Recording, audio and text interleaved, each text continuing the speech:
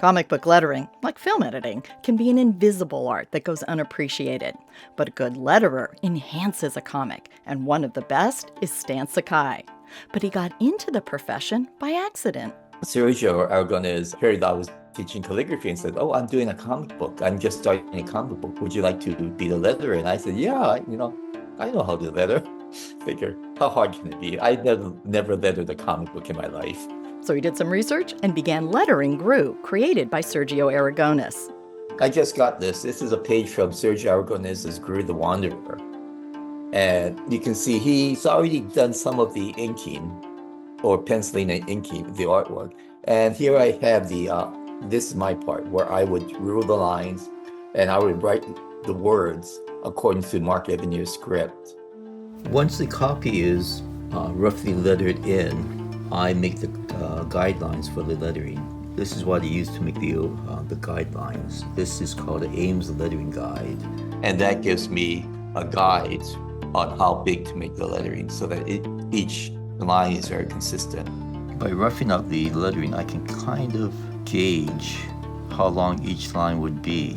Sakai, a third-generation Japanese-American, also created his own comic, Usagi Yojimbo, set in feudal Japan. Usagi is a samurai rabbit living in an anthropomorphic world, so all the characters are animals. Even though it's a fantasy series, I tried to pay homage to the Japanese culture. This page that I'm working on now has to do with with umeboshi, which is Japanese pickled plums. Sakai is one of the few people who still hand letters. And I do everything the old-fashioned way. Like I said, I love the craft of creating comics. So I do the writing, I do the penciling, and I do the inking, lettering physically on paper rather than on the computer. And this is something I really enjoy. I love the feel of the Bristol board, and just it connects me to the artwork, and it brings more of my personality into the art. Most of my sound effects for Usagi is done with a brush to denote the Japanese style of brush calligraphy. We have different sound effects, such as onomatopoeia, where sounds become words, like kazoom or blam.